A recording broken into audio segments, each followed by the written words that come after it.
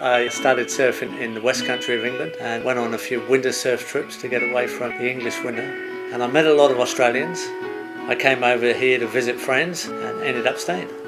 I had these dreams of self-sufficiency and living in a harmonious way with natural systems. So I was curious about permaculture and I started to get involved, and not realising it was also a very early beginning for permaculture here in Australia. So I was one of the first people to get involved in early courses, and it just went on and on from there. I worked on farms for my pocket money when I was a young man. Dreamt of living on a farm but could never afford to. So that dream was realised here in Australia. And I was really keen to buy a farm or acreage and start that dream again of living in a self-sufficient, low-footprint way. And permaculture allowed me to do that, and it eventually became my career. We're now at Zaytuna Farm, which is the home of the Permaculture Research Institute in northern New South Wales. And Korduroy Farm is about an hour away, and it was originally a demonstration site for the Permaculture Institute. Korduroy Farm was set up by Bill Mollison as a demonstration site and education centre. He's had a lot of unusual life experiences, especially involving the environment. He was a fisherman and a marine researcher, coastal researcher, and a forester and a forest researcher, and a studied and renowned biologist. He studied all of the life sciences and then started to lecture around a positive approach rather than a negative protest approach. There was the early days of protests when people realised things weren't going right and things were going wrong in the environment, and most people went into a protest mode.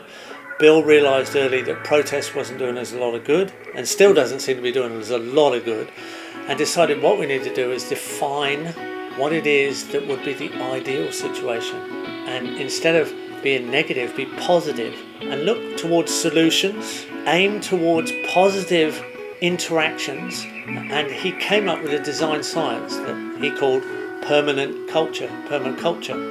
Most of the systems of the earth at present are running on finite resources. So those finite resources have an end game, and it's not possible to have perpetual growth in a finite world. It's not possible to have perpetual capital gain in a finite world.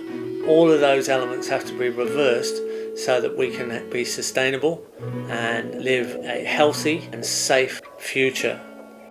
People are talking about going into carbon neutral situations. In permaculture, we're talking about carbon positive. We're talking about systems that increase the amount of carbon on Earth. Carbon is the base element of life. So all your living systems run on carbon as a main element, and it's stored energy from the sun.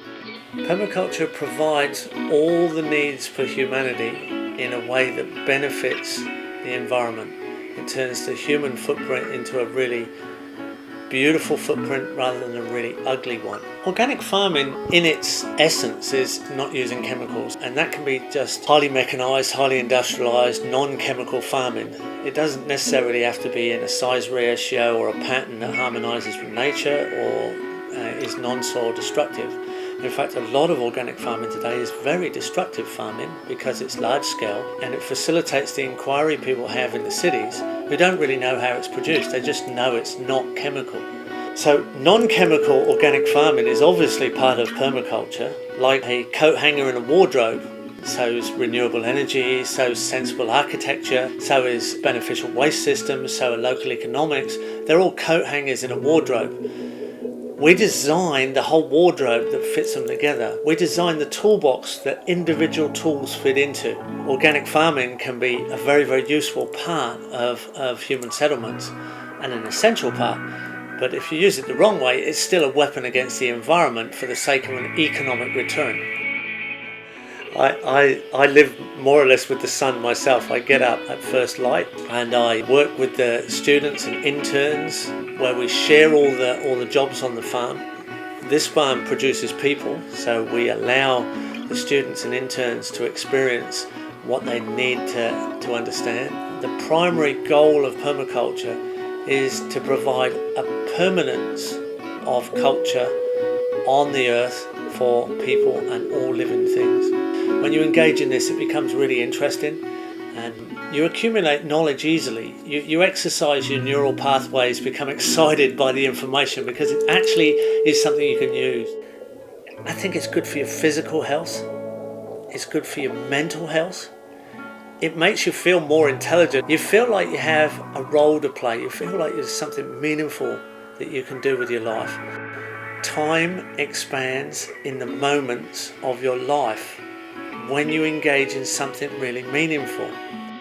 Every surfer remembers the best barrels they pulled into, and time's just ticking away at super slow motion, and it's locked in your memory. That's the kind of engagement that you get into when you're in meaningful work, meaningful engagement.